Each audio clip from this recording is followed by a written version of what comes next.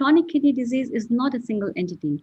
Its management is compounded by various comorbidities like diabetes, cardiovascular diseases, malnutrition, malabsorption syndrome, and surgical emergencies. We in renal units are mainly focused on the management of renal crisis and are not so well versed with the management of complications related to other specialties.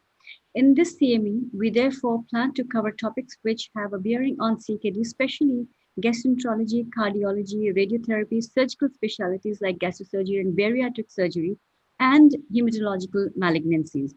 Now, we will be touching on the basics of nutritional intervention in order to refresh our fundamentals and improve clinical practice with the deliberations of the CME. Now, we plan 3 talks per session. Each talk will be for 30 minutes, followed by a panel discussion for 30 minutes. And the speakers for today are, I have excellent speakers today. There are Dr. B.S. Bhatia, who is a consultant physician from Chandigarh. Dr. Bhala will be introducing him. Dr. Afzal Azim, professor, he is from Critical Care Medicine of our institute, excellent speaker. And then I will be actually speaking on slightly different note to pep up young girls, young would-be mothers to have better nutrition. At least that should be the resolution for the year 2021 for all the young would-be mothers. Now, the panelists for today's session are Padma Shri awardee Dr. A.K. Bhalla, who is also the president of the Society of Renal Nutrition and Metabolism. He is presently chairman, Department of Nephrology, Sir Gangaram Hospital, New Delhi, and is a member Board of Management, Sir Gangaram Hospital, New Delhi.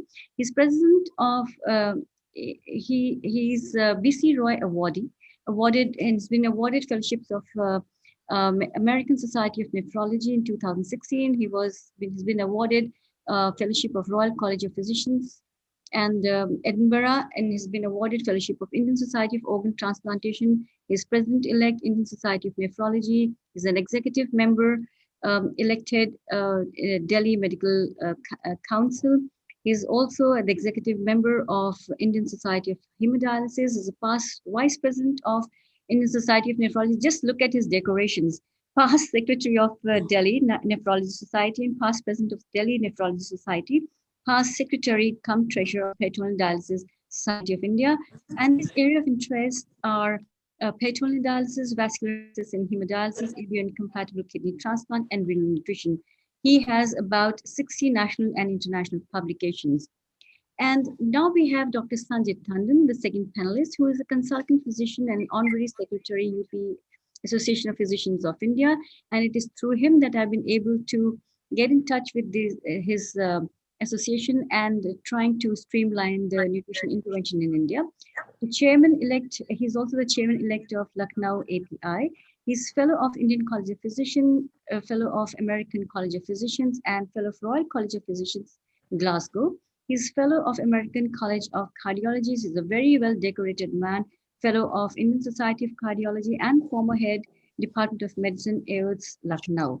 So I'll now hand over the mic to Professor Bhala for the rest of the proceedings. Thank you, Dr. Anita Sena. First of all, I would like to congratulate you on this excellent initiative where you have involved the API and this various organization and to plan a pan-India program, and especially going into the basics of nutrition and what can be the nutritional intervention in various diseases. So this is because, as you already highlighted, that it is so many comorbidities are there. So it is not a one person who is managing these. So you have to have involvement of all the specialists like cardiologists, endocrinologists, nephrologists, physicians, and others. So we have planned this program will be every Sunday in of month, and it is for next 6 months. And today is the first meeting, as already highlighted, that each speaker will have 30 minutes. So it is my proud privilege to invite Dr. B.S. Bhatia, who is an excellent clinician and who is a graduate from prestigious institute, All India Institute of Medical Sciences, did his MBBS as well as MD medicine, and now he's specialized in his main area of interest is diabetes, and he has brought his own center in Chandigarh. So I will request Dr. B.S. Bhatia to start speak on the topic of glycemic index and glycemic load. Dr. Bhatia, please. Thank you, Dr. Bhalla. And it indeed is pleasure to be amongst such a prestigious group to deliver a talk. And I think last time I happened to deliver a talk for Dr. Sanjay Tandon's API UP. That was interesting. I had that was a pleasure. That was a pleasure, Dr. Bhatia. Yeah, good evening, sir. How are you? All good? All good. So that was a very broad topic, nutrition in diabetes, where I had only one slide on glycemic index and load. Yeah. The 45 slide. Today you have given me the whole topic on that slide. So that's actually, sir, I'll tell you if I was discussing the program with my that's interesting. And they said that they want to know about glycemic load and glycemic index, and then I said excellent. So that's how I started this. I also thought it indeed was very good to talk. I think Dr. Bhatia, the physician forum also wants to know about that, because most of us are still ignorant the difference between glycemic index and the load and how to go ahead, what is the nutritive value. Okay, we are going to talk on that today, and that will be a very, I think it's a talk which we must be getting across to the physicians, because there's been talked very little. Yeah, that's right. Very, very competent or very bright physicians would not be at times very conversant with this kind of knowledge. So interesting. Thank you so much. I share the screen. Yeah, please do. Please do.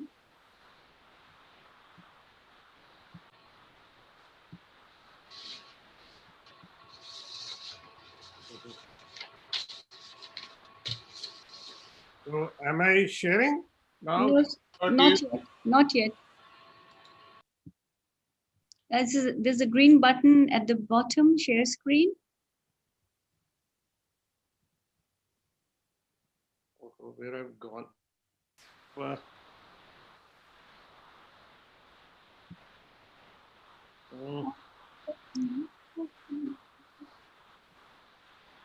Am I sharing? No, what is happening?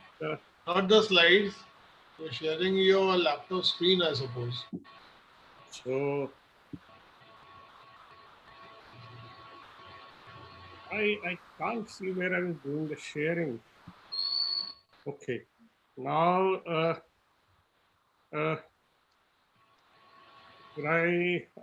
share the screen now.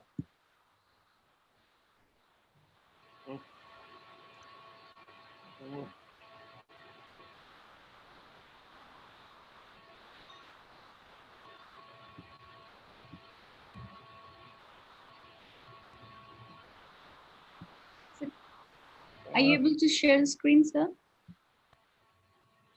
I am seeing on the screen desktop one, whiteboard, iPhone pad, mailbox, share computer sound, and A share screen is on the top there is you are sharing screen sharing.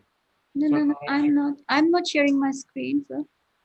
So like I have got a thing called desktop. I tick here.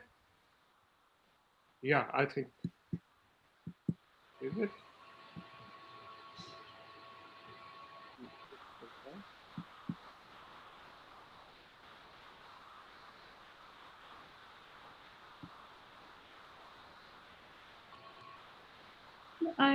Was I able to share the screen with you? Could you hear? Could you see when I was sharing the screen? So I then why share screen.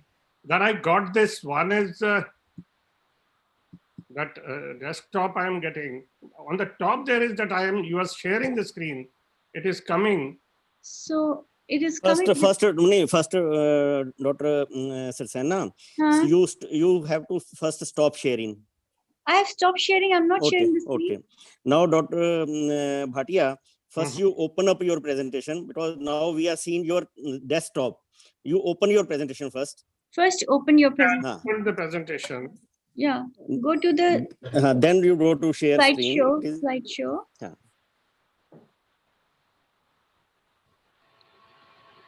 Now desktop I tick here. Is it? You go to slideshow now. You have already downloaded your slides. I go to the. Have you? Did you see that green icon share screen? I am seeing that. And Just then click desktop that. here, and this is there. I can't move that. What is going on? Oh, so what you can do is, if you like to mail your slides to me, I'll share your screen. I'll share screen. Ma'am, if I can interrupt for a minute. Yeah, please do that. Yeah. So can stop sharing once. Mm-hmm. So there would be a button called as stop sharing. So just click on that. Yeah, I have to. Now I get the screen. Right. So now, so go on your slide. You can minimize this window and open your slides. I minimize. Yes, you can minimize this window. Okay. And open your slides.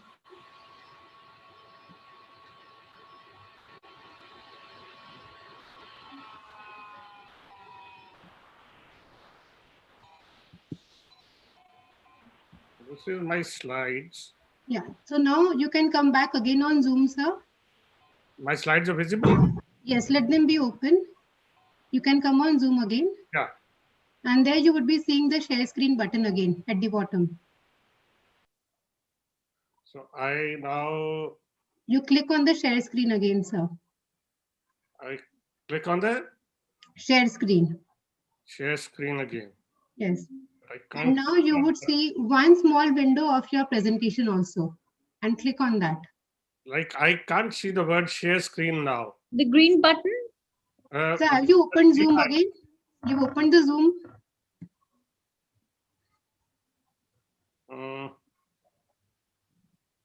I think what we do is we let Dr. Afzal start the proceedings, and in the meantime, Dr. Bhatia is sending his slides to Dr. Anita. Now, can it be? Is it shared?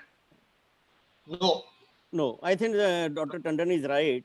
We can start with the second presentation, and in the meantime, you mail your slides to Professor Saxena. Yeah. Yes. I do is that. it okay with you, Dr. Bhatia? Sure, I can mail that. But yeah, that will be better. In the meantime, I'll request Professor Afzal to go ahead. Hi, Dr. Afzal. Hi, sir. See you back. Yes, sir. Okay, sir. I can go ahead then. No issues. Okay, please. Dr. Yes. Baba, would you like to introduce Dr. Afzal? Yes, Dr. Afzal Azim is, did his graduation from IGMC Shimla. Then he did his MD medicine from PGI Chandigarh. Then he further had a neuroanesthesia course at SGPG Lucknow, and he is in faculty since 2002. And he had further advanced training at Sydney. He is a fellow of Indian College of Critical Care Medicine. He has been awarded Excellence Award for contribution to critical care in India. He has more than 150 publications, and his main area of research is metabolomics in critical illness, invasive fungal infections, hospital-acquired infections, hemodynamic monitoring in critically ill. So he is speaking on a very interesting topic. In fact, first time I'm really listening to this topic, monitoring and correction of electrolyte imbalance through nutrition, high electrolyte foods. So I'm sure we all are going to get enlightened with your presentation, sir. Dr. Afzal Azim, sir. Okay. A very good evening to all of you. My screen is visible, no? Yeah. Okay. A very good evening to Dr. Anita, Dr. Tandon, and especially I thank you for giving me an opportunity to be a part of this esteemed presence today. It's always a pleasure. When Dr. Anita gave me this topic, I would like you to speak on electrolytes. First, I thought it's a topic which is not very routinely discussed. And what I have observed over my last 18-20 years of clinical experience, that it is mainly restricted to patients who are hospitalized in ICU settings. The clinicians, the ICU and the intensivists, they are more worried for the electrolytes. And when we get the patients who are referred to us from the hospitals or from any other settings, we find that they are admitted with number of dyselectrolytemia. It may be sodium, it may be potassium, it may be magnesium. And there is one electrolyte which is missed most of the times, and that is the phosphate. So what I'm going to do today is I'm going to just, now as far as when I went into the literature and I start searching for the electrolytes, I found that 30 minutes is not good enough to go into the details of each and every electrolyte.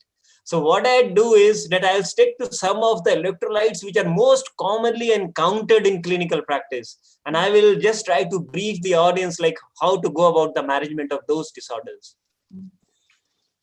Just an overview, like I'll be talking about the facts and the physiological aspects of electrolytes, their distribution, functions, and what can be the symptomatology of the dyselectrolytemias. I'll also try to discuss some common dyselectrolytemias in hospitalized patients with an approach to their management. Especially, I will stick to sodium, phosphate, and potassium. Now, some fast facts on electrolytes. We all know that electrolytes are vital for the normal functioning of the human body.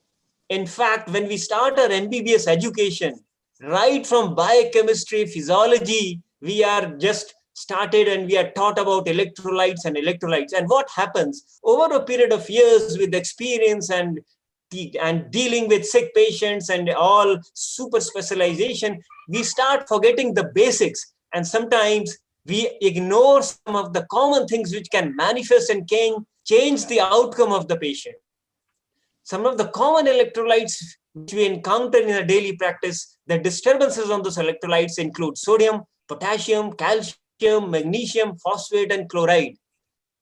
As far as the symptoms are concerned, there can be a wide range, wide spectrum of clinical presentation. But the whole thing is, I would like to stress on one fact that whether it is a nutritionist, whether it is a dietitian or is a clinician, he or she should always have a high index of suspicion that this patient is likely to suffer from dyselectrolytemia, and I need to be aware of it. I need something to monitor it, and I need to prevent such dyselectrolytemias, especially in sick patients. Just a recap, what we have been learning for years and years, how these electrolytes are distributed in our body. If you look into it, basically they are classified into two compartments, the intracellular compartment and the extracellular. And if you look into the cations and anions which are present in the extracellular compartment, you'll find that the predominant cation is the sodium and the predominant anion is the chloride. And if you look into the intracellular compartment, potassium, magnesium, and phosphate, they are predominantly intracellular. So now what is the implication of this distribution? We need to understand. The implication is that when we are monitoring sodium, we are monitoring the extracellular cation. But when we are monitoring the levels of potassium, when we are monitoring the levels of magnesium, when we are monitoring the levels of phosphate, we are just monitoring a very small percentage of extracellular present of these electrolytes. And there may be huge deficit, total body deficit of these electrolytes in a particular patient, which we need to correct and understand. So this is the whole importance of understanding the electrolyte distribution in intracellular and extracellular compartment. And we never study the electrolytes in isolation. Basically, it is the fluid and electrolyte distribution. And one of the most important fluid in our body is water. We all know that 70% of the body weight is nothing but water. And these electrolytes, they help in the distribution of water, the redistribution of fluid and electrolytes in the various compartments of the body. Now, if you look into the clinical manifestations, they're equally important. You just take phosphate and you look at the cardiovascular manifestations. It can present with congestive cardiac failure, severe hypophosphatemia, arrhythmias, hypotension. Patients can present with cardiomyopathy if they have got persistent hypophosphatemia for months. Renal system, skeletal system, they can involve the central nervous system, endocrine system, and the hematology. So as in totality, what I would like to stress is that any electrolyte has got the capability to involve each and every organ of the body. Potassium, extremely important for the cardiovascular system. Similarly, for respiration, patients come Patients are hypoventilation. Patients have got poor ventilatory capacity. And when they come to us and when we monitor the electrolytes, patients with neuromuscular disorders, patients with myasthenia gravis, patients with GB syndrome. Now, when they come to us and we do an electrolyte assessment of those patients and we find that the potassium is 2.5. So what is that potassium doing? It is contributing to the muscular weakness. Now we are adding to the disease. We are adding to the disease by not monitoring potassium. Hypoventilation, similarly, weakness, fatigue, muscle twitches, diarrhea, nausea, vomiting, lot of acid-based disturbances, they can all be caused by dyselectrolytemias. Now look at the magnesium, similarly sodium. Now what I need to make you understand again is that we should not deal with the single electrolytes. All electrolytes are linked with each other. If there is a sodium imbalance, it will lead to potassium imbalance. If there is a potassium imbalance, it may be because of magnesium imbalance. If there is a magnesium which is going up and down in a patient, it may be because of the calcium. So what we need to understand is that one electrolyte is never present as a dyselectrolytemia in any patient. It may be a combination of dyselectrolytemia which may be going on in any patient. Now, so what we need to understand? So what we need to understand is that what are the risk factors for electrolyte imbalance? Especially there is a special group of patients who are more prone for dyselectrolytemias. They involve patients like chronic kidney disease, patients presenting with prolonged periods of vomiting and diarrhea, poor nutrition. We are never in a habit of taking the nutritional history. Even my residents in ICU, we always ask them that what is the nutritional history of the patient? And we realize that the patient has been sick for several weeks, lying at home, not taking proper nutrition. And then we do the battery of tests and we do the battery of electrolytes. We realize that he has got all sorts of dyselectrolytemias. Patients with dehydration, patients with acid-based disturbances, patients with congestive cardiac failure, volume overload, increase in the total body water will ultimately lead to dyselectrolytemias, especially hyponatremia and then associated electrolytes. Patients on some drugs which can interfere with the movement of the electrolytes, which can interfere with the distribution of the electrolytes in the various compartments of the body. We need to go into that history of that patient, especially those patients who are elderly and they are on diuretics. We see a lot of patients who are hypertensive and on diuretics, elderlies, they always land up in the hospital with severe hyponatremia. They land up with altered sensorium and altered consciousness. And when we look at the sodium, we found it is 115, 120. What we do is like what I feel like, I may be wrong, but what I feel in the regular practice is that I do not ask for any sodium restriction for elderlies. Never ask for sodium restriction in elderlies. Their intake is already low.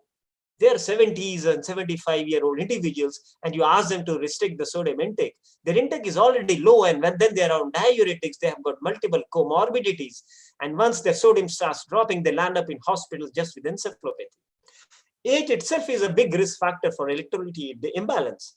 As we go and advance in age, the reservoirs, the fluid compartments, they all start shrinking. The body capacity to handle electrolytes and fluids, that also starts shrinking. So what happens is that these individuals become more prone for electrolyte disturbances. So we should understand what are the risk factors. And if you look into the recommended dietary allowance, which I have got of 2019, it is not necessary to mug up these values. These values should be always available in the wards. And whenever you are prescribing nutrition to any patient, it is recommended that please go through this recommended dietary allowance. Especially you look at the calcium, the phosphorus, the magnesium, how much milligrams is needed, convert them into milliequivalents if you are giving through intravenous route, or if you are giving some standard formula feeds. See that how much it is needed if the patient is on antral nutrition or whether you are prescribing the parenteral nutrition. Watchful for sodium and potassium. Normal requirement, a daily requirement for sodium is around 1 to 2 milliequivalents per kg and potassium 1 milliequivalent per kg. These values are not to be marked up, but everybody should know that this is the minimum requirement of the patients, which may vary if the patient has got some renal disorder, decreased urine output, AKI or something. These values can be modified depending upon the monitoring.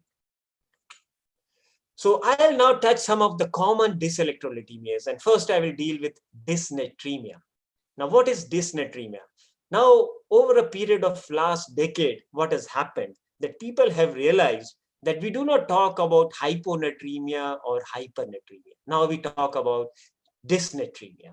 The reason being, dysnatremia, if you say sodium more than 145 and sodium less than 135, hyponatremia and hypernatremia. But yes, now what the clinicians and the researchers are saying is that even the sodium changes within the normal value can change the outcome of the patient. That means if the patient has got an admitting, if the patient is admitted with a sodium of 140, and if you encounter in the next 2 days, the sodium moves to 135, be cautious. He has brought about a change of 5 milliequivalents in 2 days. If you are not careful at this point of time, then in the next 2 days, the patient may have a sodium of 130, and then we start treating hyponatremia.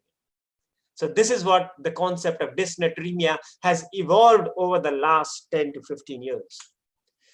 Now, why I talk about dysnatremia, this is one of the most common electrolyte disturbance in clinical medicine. The prevalence ranges somewhere from 25 to 45%, and it has been classified based on the time of onset. What is the threshold for diagnosis? Now, you understand the threshold for diagnosis. Some people are not worried even with the potassium sodium of 130 because the patient is doing fine. So this is the threshold for diagnosis, and they are not labeling in the diagnosis hyponatremia. Like we write community-acquired pneumonia, sepsis, multi-organ failure, we should be in the habit of writing dysnatremia, hypokalemia, hypomagnesemia, hypophosphatemia. And when we start writing this in the clinical diagnosis, then only we become eager to treat it. What is the population being assessed? That is equally important. Now, what I want to highlight is that even mild hyponatremia and hypernatremia have been found to be associated significantly with a higher mortality and a longer duration of hospitalization, especially in the vulnerable group. Now, how to classify hyponatremia? It is classified by 2 methods. One is the lab value, mild, moderate, and severe, 130 to 135, 125 to 129, and anything less than 125 is called severe hyponatremia. And then the another way of classifying is based on the duration, whether it is acute or chronic, less than 48 hours or more than 48 hours. Now, most of the patients who come to us, they are in chronic hyponatremia. They never land up within 48 hours. So immediately if you encounter hyponatremia, label them as chronic hyponatremia. Label them as with the value that whether it is mild, moderate, or severe hyponatremia. Now, the importance of classification is in the management. What type of management we are going to provide to these patients? What are the causes? The causes can be, now sodium and water. A very simple thing to remember is that sodium and water, they always move in opposite direction. Very easy to remember. So if the sodium is high, the water, total body water is less. If the sodium is low, the water, total body water content is high, except in certain situations, which is not commonly encountered. So most of the times, we need to remember that sodium and water, they move in opposite directions. So hyponatremia could be either because of increased volume of extracellular fluid or because of excessive water intake. These are some of the studies just to highlight and re-emphasize the fact that dysnatremias add to the mortality. And a very commentary which was given, published in Critical Care suggests, do sweat the small stuff. You should sweat, you should think, the clinician at the bedside should think that even the small changes in sodium can affect the overall outcome of the patient, especially in patients with comorbidities, patients who are presenting with acute illness. Patients have a lot of neuroendocrine and inflammatory responses to the trauma and stress. The medications, if you look at the prescriptions going on in critical ill, there are almost 20 prescriptions which are going on. And all of the salts, they have sodium. They have sodium in them. No antibiotic is without sodium. No salt is there without sodium. So if you start calculating the sodium content which is going to the patient, it is much, much, much beyond the need of the patient. And that is why these patients may manifest with dysnatremias.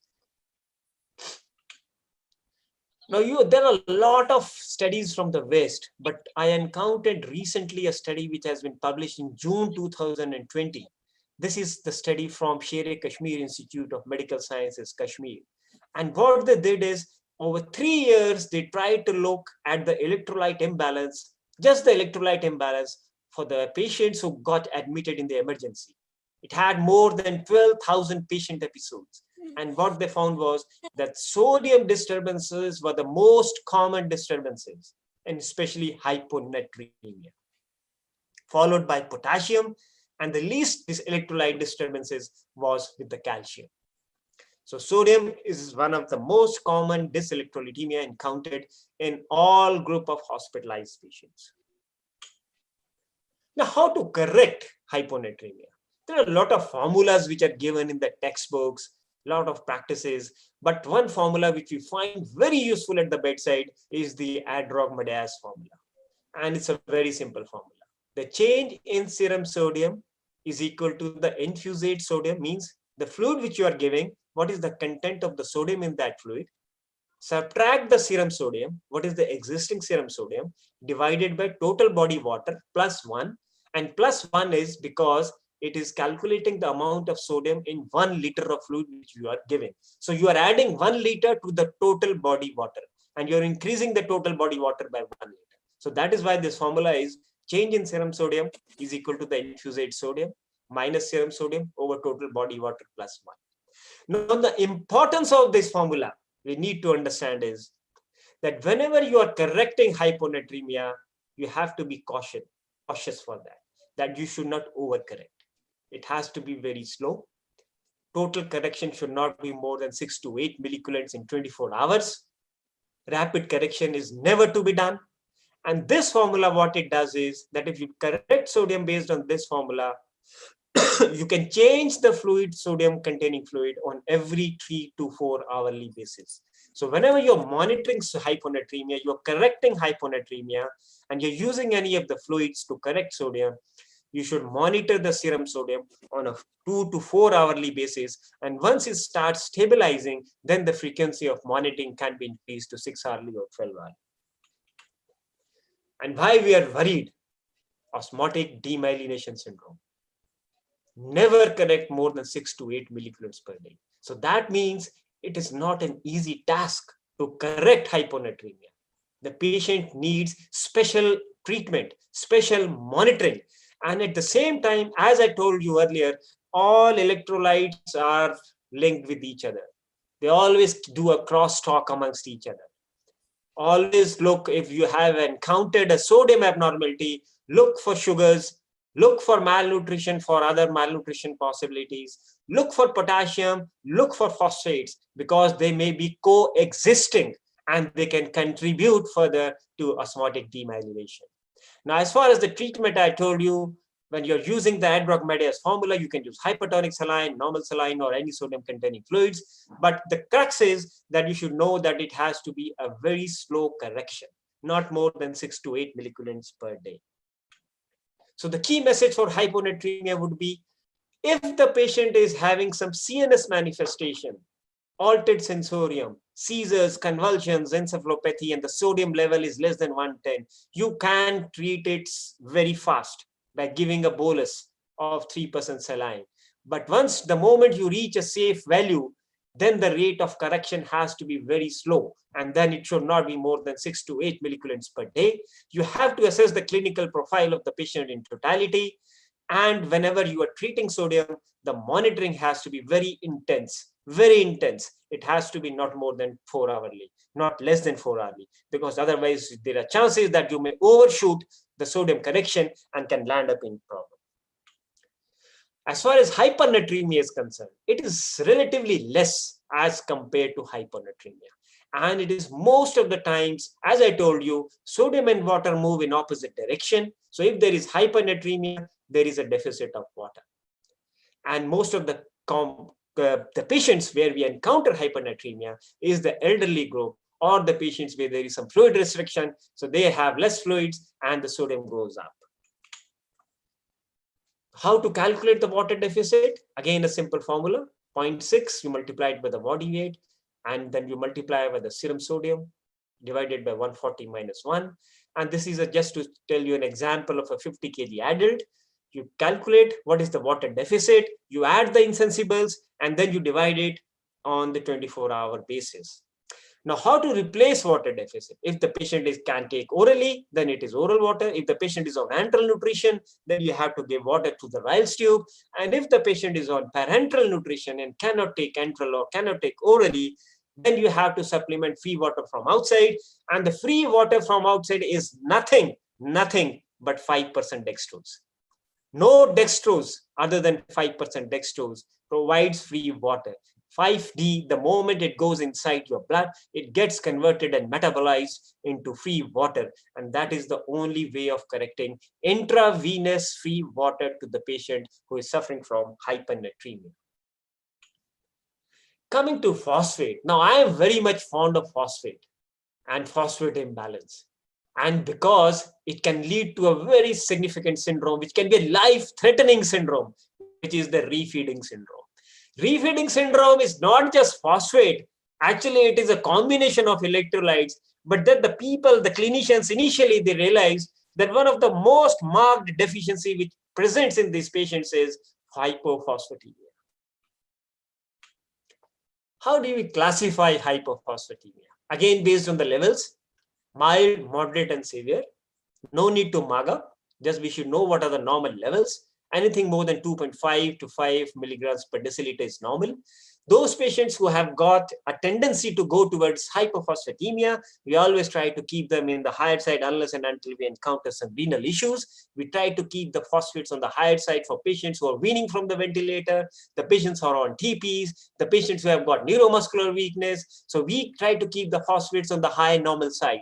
And that is why whenever we are weaning the patients, whenever we are providing some respiratory support, we monitor potassium on a 24-hour basis. And sometimes even when we are correcting moderate or severe hypophosphatemia, we have to monitor phosphate levels on a 12-hourly basis. And you know it, as I had told in my previous slide, that majority of the phosphate is intracellular.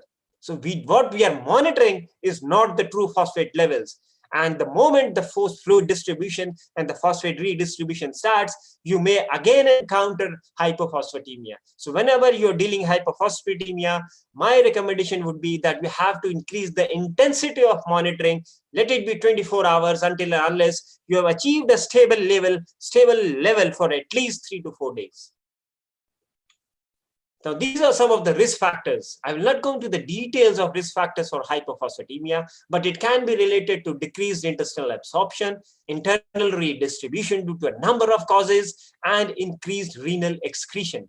Now, there are some special causes particularly restricted to critically ill population, which includes sepsis, trauma, fluid therapies, refeeding, and acid-base disorders.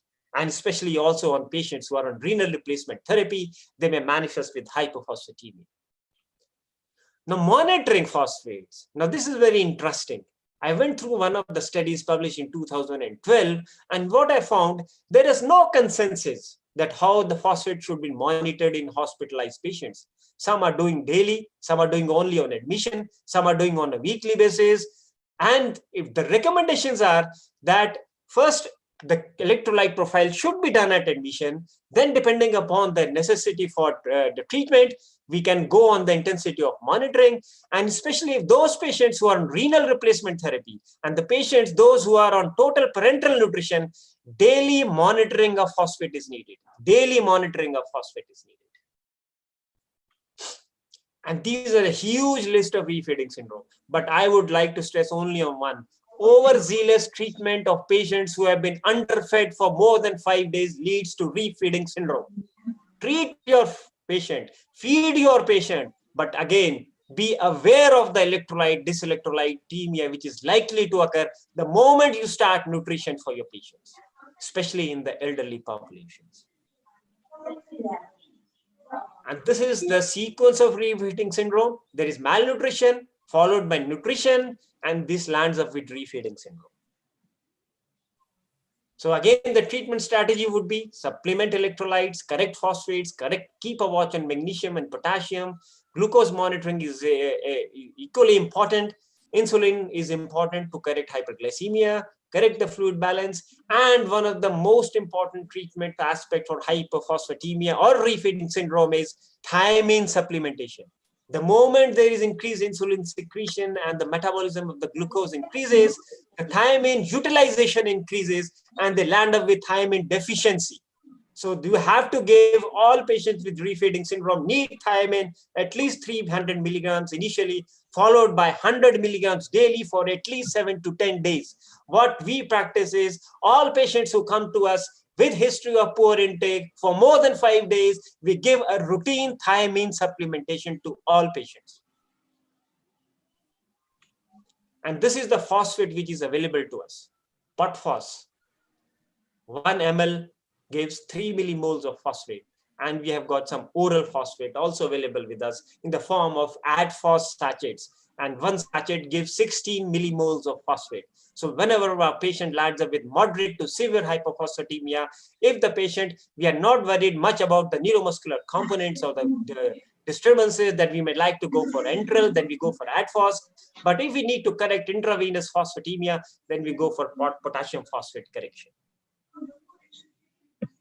Dyskalemia, yes, it is less common, and I'll not go into much of the details, but yes, we should know the functions of potassium. We should know that it is one of the most important intracellular cation.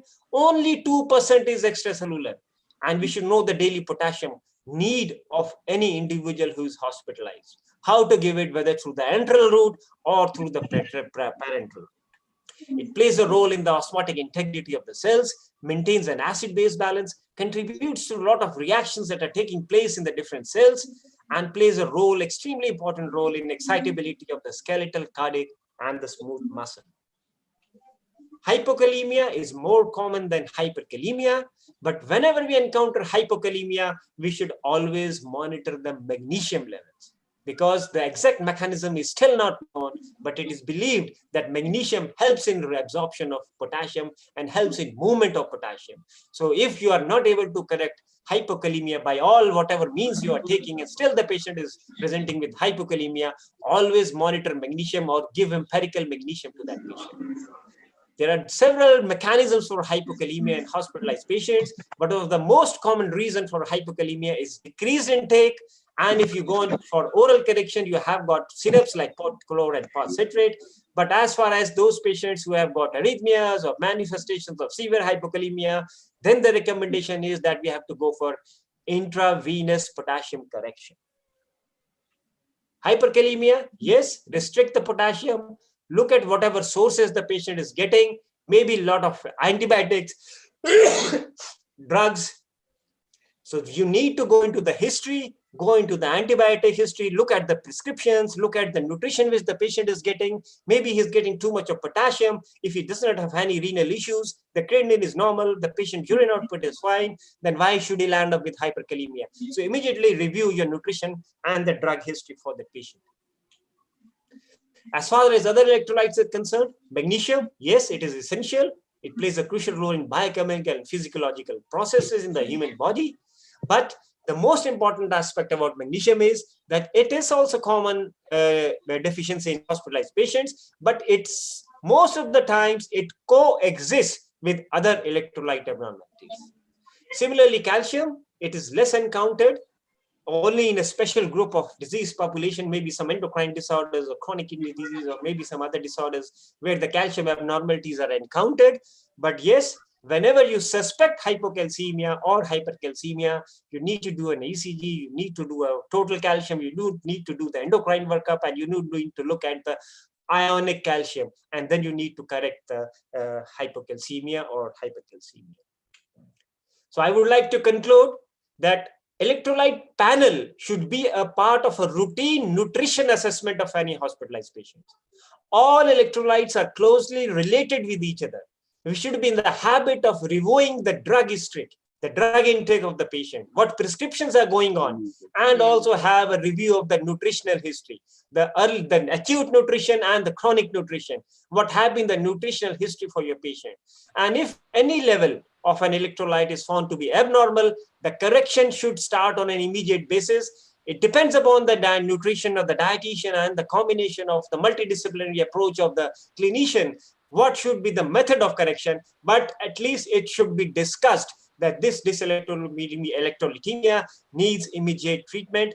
And as far as the monitoring is concerned, it depends on two conditions. One is the severity of the dyselectrolytemia and the rate at which you want to correct that abnormality. Thank you very much. Thank you very much for patience. Thank you, Dr. Afzal. Again, that excellent talk, which you are in a habit of giving. It was a very concise, and I think it was a great learning for the physicians. You especially showed the food stuff which are rich on those electrolytes, which are to be avoided in hyper and to be supplemented in hypo, how to recognize and how to treat them very efficiently. Thanks for that excellent deliberation. I think most of the physician forum must have benefited with your talk. Over to Dr. Anita and Dr. Thank you, Bhalla, sir. please. Thank you, sir. Thank you, Dr. Hazem, for excellent talk. In fact, I can't see any questions in the chat box, and we can discuss some of the points. One is that, as you rightly pointed out, about the age and hyponatremia. This is a very common finding that once the patients are elderly, and invariably they are, once they come to casualty, they are either have, most of the time it is hyponatremia which is seen in these patients. So one should be very cautious in giving diuretics to these patients. So it is better that even if they have got some edema feet due to any cause, it is better to have slightly on the overside rather than keeping them dehydrated. So that is one observation which we have seen in our practice. It is very important.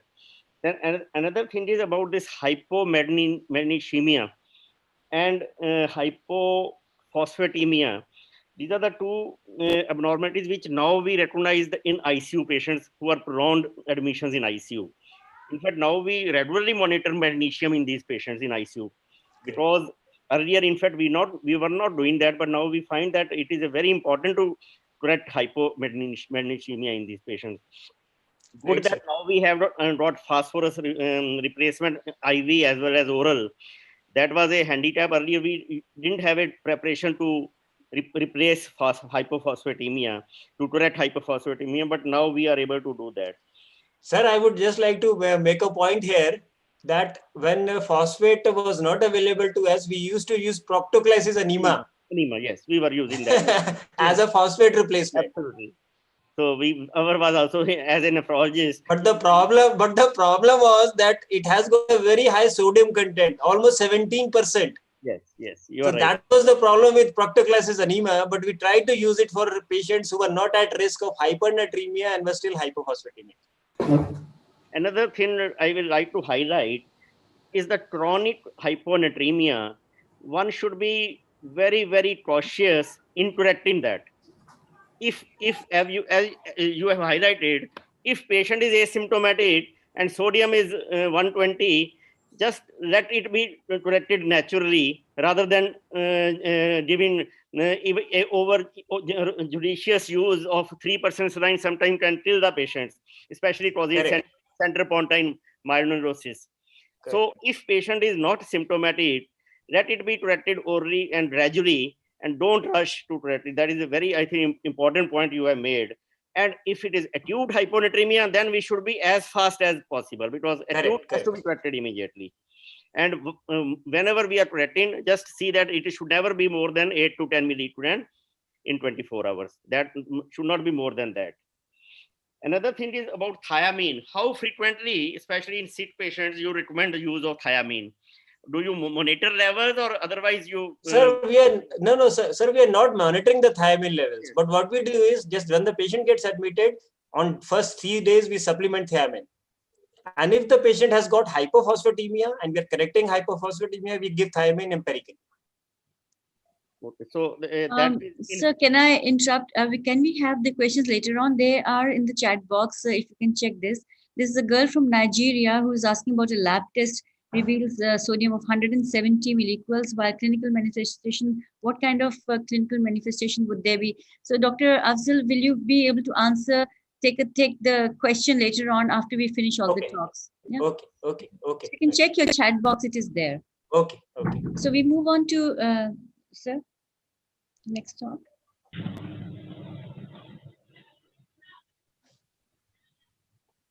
Next will be now Dr. B.S. Bhatia. Yeah. So, Dr. Saxena, you will be. Try sharing, and if not, then.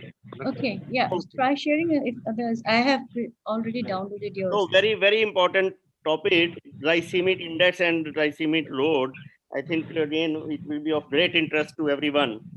So, I request Dr. Bhatia to please go on with it. Right.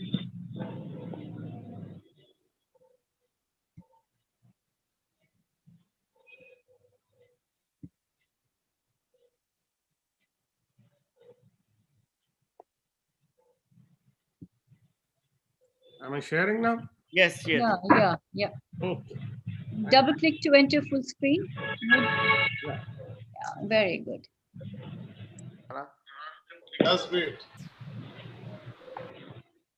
प्रिया आपने Yeah, just अभी थोड़ी देर meeting में हूँ, उसके बाद करूँगा. क्या नाम है? yeah.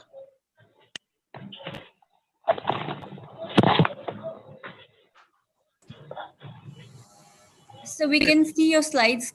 Yeah, I am now starting the talk. So, glycemic index and glycemic load are very important aspects of, particularly diabetes in general, the nutrition, and it does affect the non-diabetic people also. So, interesting part is that they have been, as we were mentioning, talked about, but not sort of so keenly and elaborately. And I'm going to talk about that.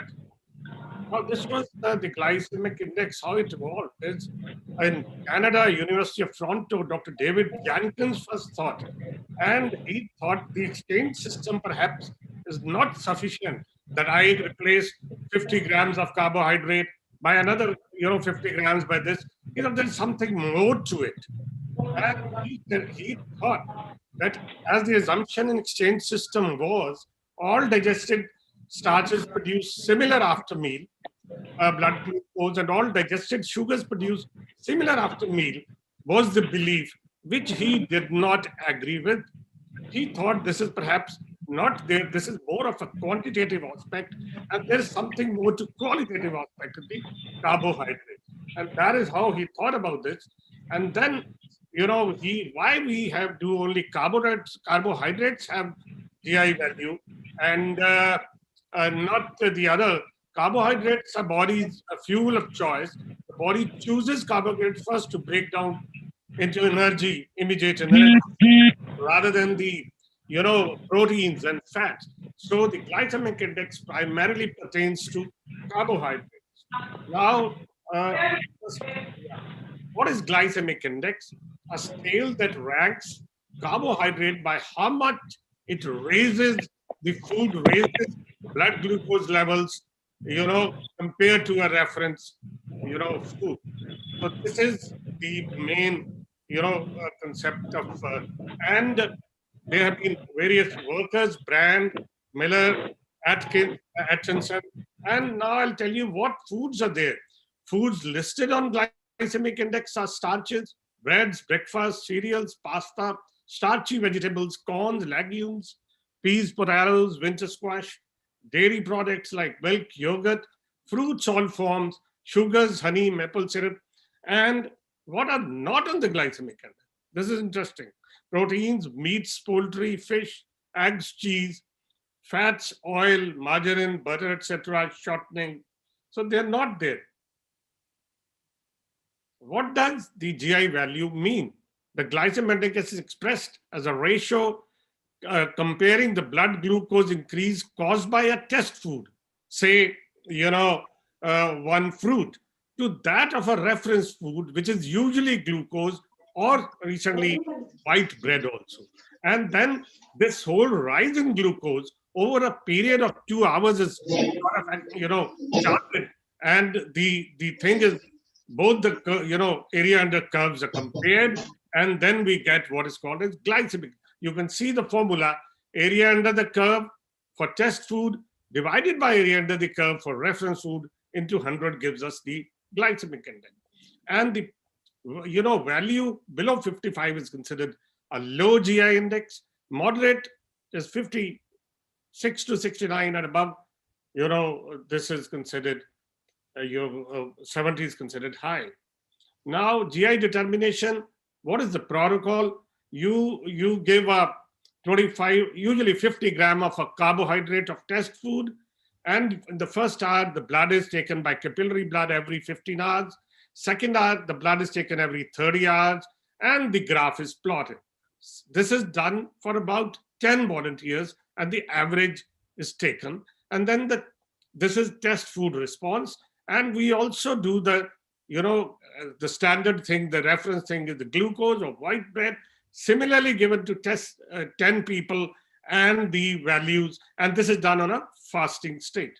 And the area under the curve by the reference food, below, and the product or the food we give is taken, and the percentage of the area is taken as the glycemic index. And this is a standard protocol see, this is a very clear pictorial picture, a product with high glycemic index, the weight rises up, but then it plummets down very quickly and may even go into hypo, if you see. Whereas the product with low GI would be slowly digested, and the level of glucose would go up gently and in a much less frequent. So we see how a white bread of glucose compares to lentils. The graph is very clear. The sharp rise are sort of moderate kind of rise, and the foods are ranked based on how they compare to a reference food. What are the limitations of using glycemic? GI values were determined in studies where volunteers ate portions containing 50 grams of carbohydrate of each test, and 50 grams of carbohydrate from popcorn is 10 cups of popcorns popped, while from white rice, 50 grams about 1 cup. So the quantity, the thing could be, or the amount could vary in a huge way. There's a wide variation in values assigned to the same food by various reference systems. So that again creates a discrepancy. GI values can vary depending on many other factors, confounding factors. GI values measure the effect of a test food when that food was eaten alone. When you take food, it is usually not alone. And these other foods together would affect the GI of a product. The effect of food on blood sugar can vary from person to person. So there is same amount, same glucose, the person to person variation is also there. It also has to be thought of. A low GI value does not necessarily mean the food is a better choice. E.g. a chocolate candy bar versus a cup of brown rice. They have a similar kind of GI, but we very well know a brown rice cup would be more healthier than a chocolate candy bar. So other factors come into play. Now, what is glycemic load? Glycemic index tells the rise in sugar in the blood instantaneously after giving, whereas doesn't tell the quantity of the product.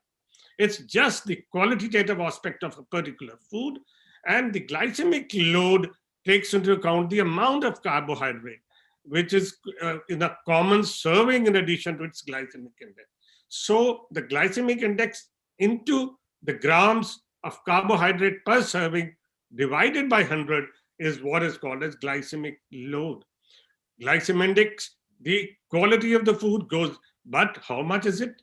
Like watermelon would have a glycemic index of, I think, 72 or 73, but the glycemic load is very low because in a portion of, watermelon, once it is given, the amount of carbohydrate is much less, as compared to another white rice or something.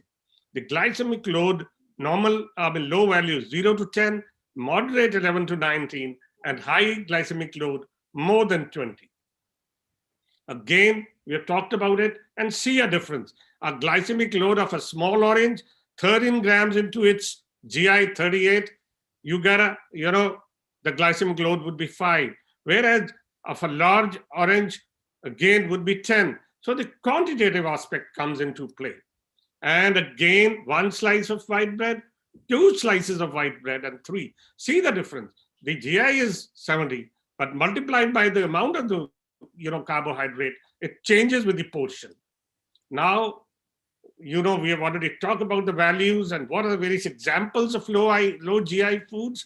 Unrefined grains, pulses, vegetables, milk and milk products, oats, apple, pears, oranges out of the fruits. Medium GI fruits, those between 56 to, they are like basmati rice and, the medium oats.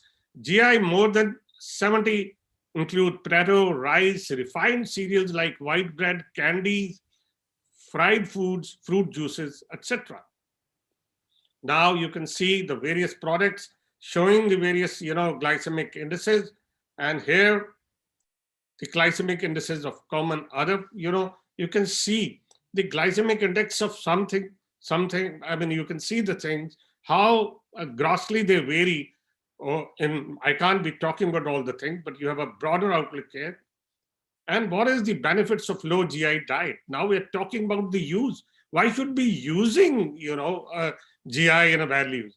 Low GI diet, number one, it helps in controlling the glycemia in diabetics and even the peaks in non-diabetics. This is a meta-analysis of 14 studies, 356 subjects, type 1 and 2 diabetes, and the various studies had a duration from a couple of weeks to a year. And then we found the low GI group had a 7.4% lowering of glycated proteins over and above as a reduction compared to the high GI diet. So it does help the glycemic control. And the HbA1c over and above is about 0.43 and maximally 0.5 benefit with low GI products versus high GI products in this particular meta-analytic study. Now, this is the same. See very clearly the low GI has made difference, and all the studies, all the 14 studies are favoring a low GI, food versus a high GI food. Low GI diet helps lower blood glucose level, and this is another data from Euro-diabetes complication study, and there were about 2,000 people, range age 15 to 60 years with type 1 diabetes, and you could see with a low GI quartile, the HbA1c went to 6.04, and with the highest, there was the values of GI in the first group, 58 to 78, and the other one 86 to 11, and the betterment in HbA1c very clearly obvious, almost 0.5. Now, glycemic load and cereal fiber intake in men and risk of having type 2 diabetes. So this is given, this data is of a glycemic load with cereal fiber intake on the right, axis. You can see the low glycemic load and a high cereal fiber decreases the new incidence of type 2 diabetes in people who consume this. This is like you will have less, less diabetes. So that is quite interesting. Again, benefits of low GI diet. Low GI diet decreases risk of diabetes. Another very famous study called Nurses Health Study, which was 6 years follow-up. The increased GI relative risk went up to 1.37. With increased glycemic load, the risk went 1.47. That means there was a 37% with the GI relative risk increase. With the glycemic load, which was high, the relative risk increased by 47%. And if the cereal fibers were increased, the risk went down by, relative risk was reduced by 38%. And if both the things were bad, there was an increased glycemic load and a low cereal fiber, then the things were very bad. The relative risk increased by almost 150%. Again, you're familiar with this trial, a very, a very famous trial called Stop NIDDM trial. It was a trial with acarbose, and you know what is acarbose? Is a anti-diabetic drug which acts on alpha glucosidase, enzyme in the intestine. It blocks the enzyme. Disaccharides and polysaccharides are not broken into monosaccharides, and that helps, the absorption of, glucose is decreased. So this makes the milieu practically the story like a low GI situation. It's almost creating a low GI. The whole thing is created into GI. And in this particular trial, there was three things. One, it was the new onset of diabetes, which went down by 36%. There was reduction in cardiovascular disease, which went down by 34%, and the hypertension. So this new onset elements, clearly by reducing the GI, we got to know that onset of diabetes, hypertension onset, and CVD are reduced in this very famous trial way back, published in 2003. Now, another study, this was from Harvard Medical School by Ludwig et al., in which a glycemic load on body, a 12-month study was given to 16 obese adolescents, aged 13 to 21 years. One group was given ad lib low glycemic load, and the other group energy restricted reduced fat diet. Total of 14 treatment visits with a dietitian, and treatment intensity, behavioral approaches, and the prescription identical between two groups. Changes in diet assessed by 3 and 7-day food records, and more than 85 completed the study.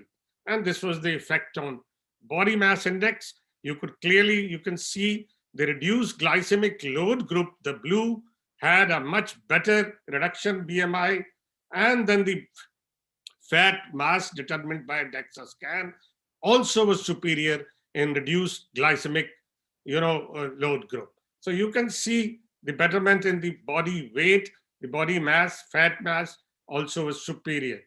Again, a slide on lipids. Lipid has been talked about. At low glycemic index food does a lot to lipids. I've just shown the pertinent effect is seen on HDL. HDL is thought to be the most conclusive element of lipids, which has been improved with GI reduction, though LDL triglycerides have been also thought to be, shown to improve, but not statistically significant. So these are the few things. Now I'll add a point here. The studies are equivocal.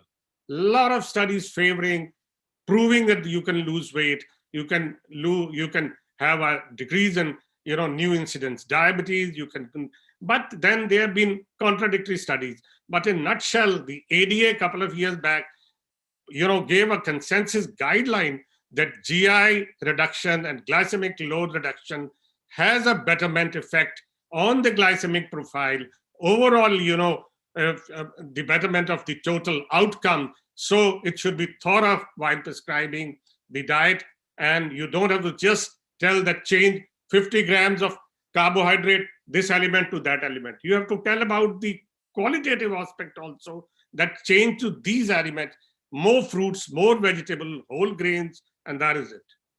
Now, what are the factors which influence, GI? Type of starch, the amylose bearing starch has a low GI, amylopectin having a higher GI. Kidney beans are example of amylose carrying and amylopectin carrying is russet potato, and there's a difference. So the quality, this is the how the starch is, what are the constituents make a difference. And now this is the chemical structure of amylose, amylopectin, and that makes this. Second part is the physical entrapment.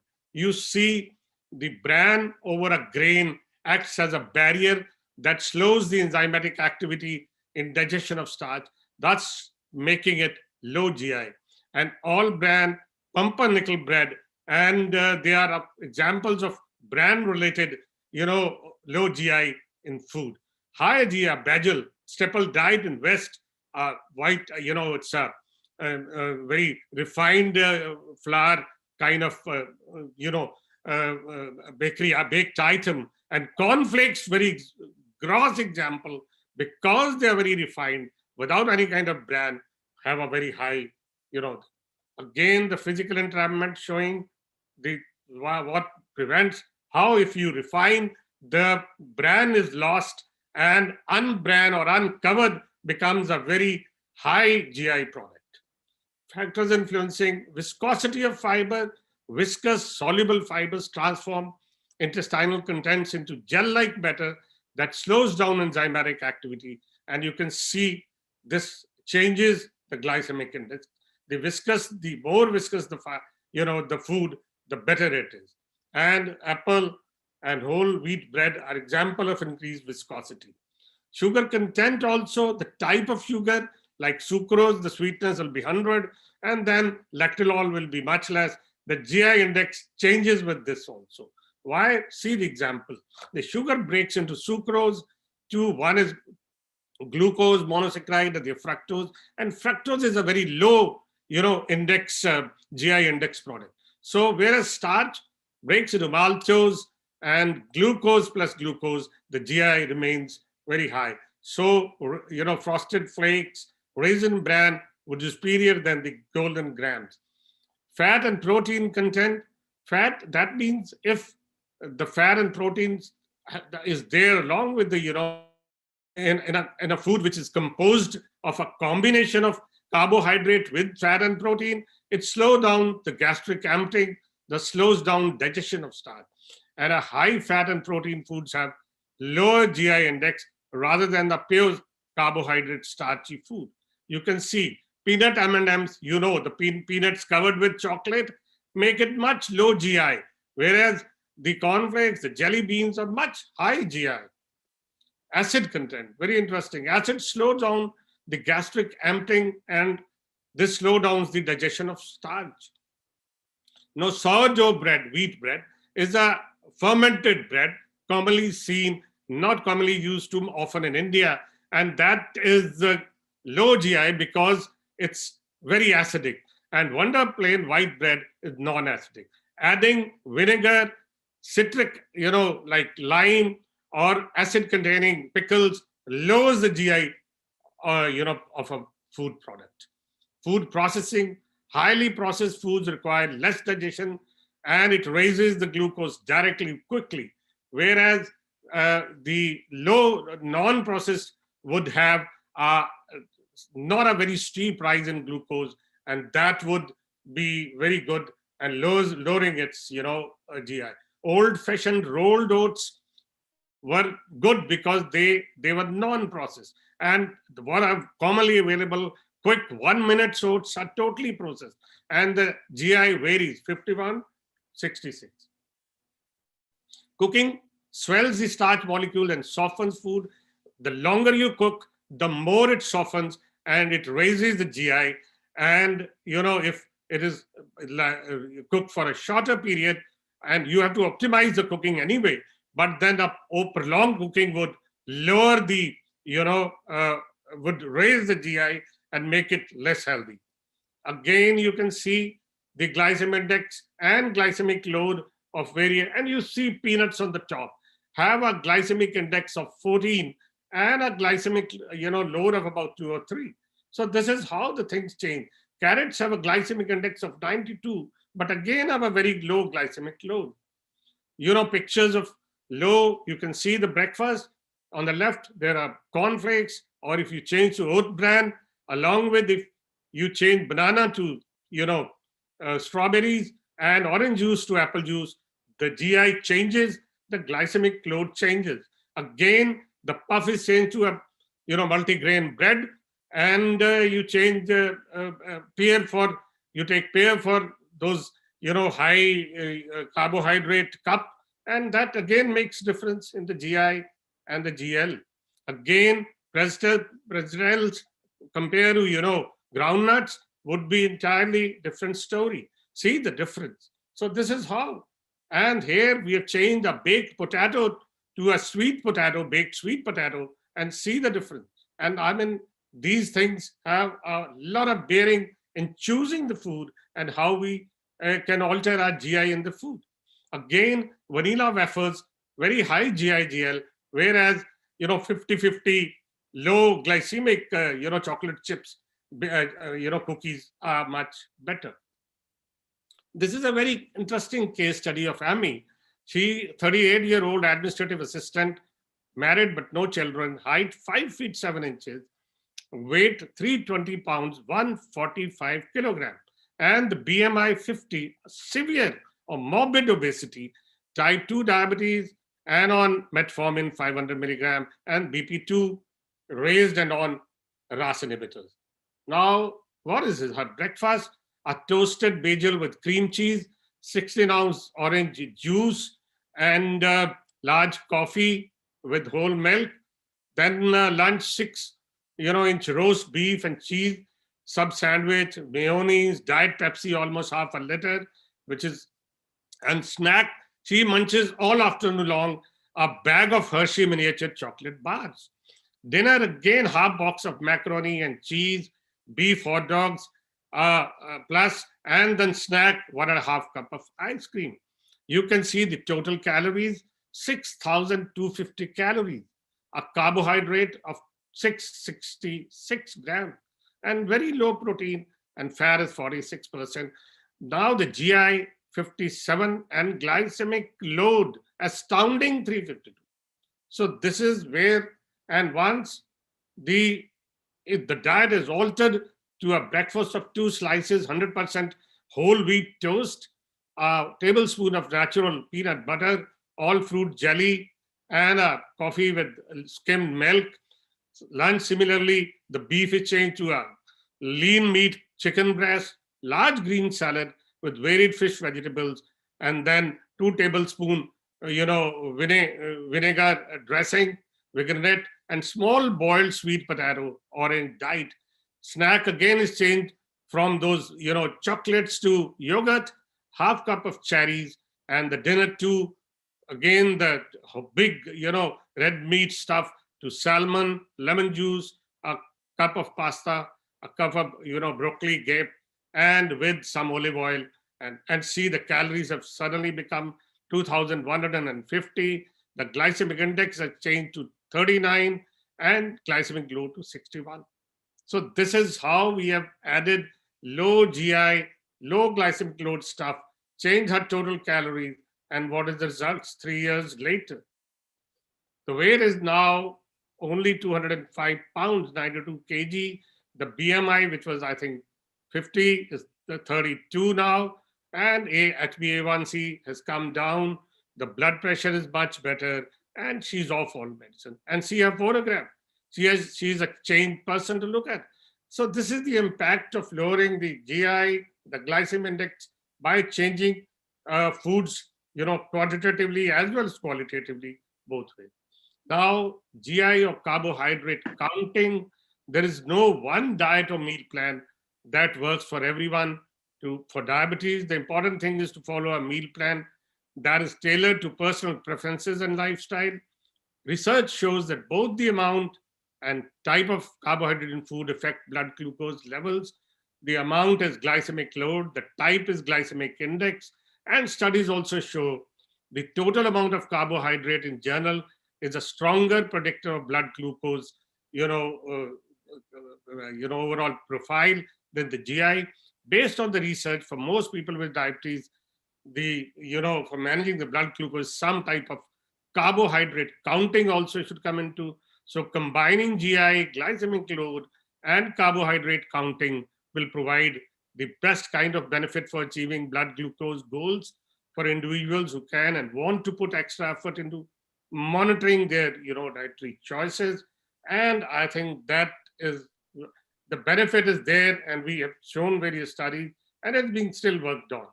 Now, a question: meats and fats do have a GI? Yes or no? No. As I showed the category, the primarily the group which are on glycemic index, and you'll be surprised in Australia there are about 2,400 products on the glycemic index, and the labeling of glycemic index on food products in Australia is compulsory. It is not compulsory in the US. So they give a lot of importance to GI, and the answer here is no. Thank you so much. Thank you. Thank you, Dr. Bhatia. Thank you, Dr. Bhatia, for that excellent presentation. I think now the Physician Forum must have benefited knowing the difference between the glycemic index and the glycemic load. See, most of the physicians are in a busy schedule. So in the morning, they must be, most of them are having 2 white bread, and a cup of cornflakes. Now, after your insight, I think the dietary habit of the physician forum should change, switching on to a lower GI index food. That was a great initiative. Over to Dr. Bhalla, please. Thank you, sir. Should we have the questions at the end, madam? At the end, sir, yeah, we Okay, should have okay. them. So now we move on to the third and the final thought. That is about the nutrition in reproductive years in females. So I request our Secretary of Renal Nutrition and Metabolism Society of India and Professor of Nephrology at SGPG Lucknow, having vast experience in the field of nutrition, and of course she has brought a lot of. She is the dynamic secretary of the society, and this is her initiative only. I will request her to deliver her talk.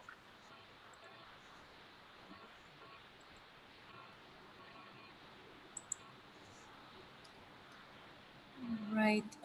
Good evening, everyone. So, I'm going to talk to you about importance of nutrition for females in reproductive years. It's not a part. I mean, it's just a message for girls to be vigilant about their diet if they are in the reproductive years. Because what I'm going to tell them, I'm sure a lot of you must not be aware, so that you can correct your diet and be a good mother and have a wonderful outcome of your pregnancy. Now, adolescence means a process of developing from childhood to an adulthood. It's a period of rapid growth and changes, and during this period, a child can develop unhealthy habits and, on the other hand, inactivity. Now, what do adolescents prefer to eat? These days, you see, this girl is just enjoying French fries. You saw Amy's story just now. My God, 3 hot dogs and all those things. And here, this is a lady sitting on a can of, Coca-Cola. And here is the lady who seems to be a little sensible. She's just trying to manipulate which one is better. Whether it's shall I go for the apple or shall I go for a pie? And here is a girl who's smiling because she's got a plate of salad, and here is a girl enjoying juice, and you have healthy sandwiches here. So adolescence is the most important period of transition in life, a period between 10 to 20 years of age of growth and development, during which major biological, physical, and social changes take place. Now, it requires proper knowledge of health, diet, and hygiene. As I said, we saw a girl with chips, and then we saw a girl with the nice sandwiches. So it depends how you've been groomed and what your choices are. So, and lack of timely information and guidance on these facts can cause complications for individuals in adulthood. Now, in less developed economies like India, adolescent girls face challenges in identifying their true health and hygiene status. When these issues are not adequately addressed, the adolescent's self-awareness suffers and health and hygiene related problems result. Now, I'm going to talk to you about Barker's hypothesis. Barker, he's a professor at Southampton University who proposed, way back when I was studying in England, a 3-generation effect of nutritional status on an individual. So it is not just what you eat, what the way your baby is going to be. It is actually what you eat, what your mother ate, and what your mother's mother, that is your grandmother, ate. So it's a 3-generation effect on how your baby is going to be. So you are what your grandmother ate and what your mother ate. So the nutritional status depends on 3 generations. Here you see, he wrote a book called Fetal Origins of Adult Diseases. So in this, he has very clearly said that programming of adult diseases in fetal life, the Barker hypothesis has proposed fetal in utero environment as a significant determinant of risk for major chronic diseases such as cardiovascular diseases, stroke, hypertension, type 2 diabetes, and obesity later in life. Now, he proposed a relationship between birth weight and blood pressure levels. Low birth weight babies who survived infancy and childhood might be at an increased risk of coronary heart disease later in life. And how does it happen?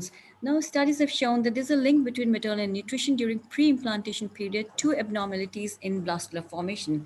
The relationship is between intrauterine milieu and adverse postnatal consequences, size at birth, and diseases that are known risk factors for coronary heart disease, including hypertension, type 2 diabetes mellitus, and hyperlipidemia. In other words, we're talking about metabolic syndrome. So altered fetal nutrition has adverse consequences on later life. Now, it is an obvious, fetal nutrition is the key regulator of fetal growth, so it's an obvious candidate as a possible programming influence. Both birth weight and placental weight are affected by balance of macronutrients in the maternal diet. Imbalance of protein and carbohydrate intake during pregnancy has been associated with reduced birth weight and increased blood pressure in the offspring. Now, micronutrients also play an important role in programming of postnatal pathophysiology. So if you have a look at this figure is showing you altered fetal nutrition is a leading cause, directly or indirectly, to altered growth and maturation of various fetal organ systems. So here you see this if there is altered maternal nutrition and abnormal placenta and altered uterine blood flow, this all leads to delay in the phase of development, altered fetal and nutrition, and altered organ growth and maturation. So here you see a list of liver, pancreas, muscles, then a hypothalamus, pituitary, adrenal axis, then kidneys, vasculature, and heart. So what you're seeing is liver. If this happens, then liver can be affected, and then there can be increased gluconeogenesis and reduced lipid metabolism, leading to hyperlipidemia. Eventually, we're going to talk about metabolic syndrome and coronary heart disease. Pancreas would lead to decreased insulin secretion, impaired glucose intolerance. Muscle would have reduced insulin sensitive tissues, and there'll be increased cortisol secretion. Kidneys would have lesser number of nephrons, and the vasculature would be defective, and the heart would have less number of myocytes. Eventually, there would be hyperlipidemia, diabetes, and hypertension and stroke. These are all part of metabolic syndrome leading, and also coronary heart disease. So it's the most important message here is a prospective mother should take healthy and balanced diet for normal development of the fetus. So the focus of my talk is going to be on hypertension and subclinical metabolic syndrome, that is obesity, dyslipidemia, insulin resistance, and nutritional approach. So everything is going hand in hand. Now, if you have a look at this globe, the overall prevalence of hypertension in adults is around 30 to 40%, 45%, with a global age standardized prevalence of 24% in men and 20% in women. This was in 2015. Now, it has been estimated that by 2025, there'll be 1.56 billion individuals who will have hypertension. That is, there'll be an increase of 60% from 2000 in the number of people having hypertension. Now, normal blood pressure, we all know, is systolic less than 120 millimeters of mercury, and diastolic less than 80 millimeters of mercury, and anything beyond this is elevated blood pressure, stage 1, stage 2, or hypertensive crisis. Now, there are certain demographic correlates of blood pressure and hypertension. Age is one of them. High blood pressure is associated with significant increase in cardiovascular events. It's not, we can't debate on this. So blood pressure is considerably low in children than in adults, and increases steadily throughout the first 2 decades of life. In adults, cross-sectional and longitudinal surveys have shown that systolic and diastolic blood pressure increase progressively with age. This WHO Monica survey has shown systolic blood pressure increased by about 0.29 to 91 millimeters of mercury per year in men, and in females, it increased by 0.6 to 1.31 millimeters of mercury per year. Now here you can see is the age gradient expressed as regression coefficient for systolic blood pressure in men and women of the Monica study population.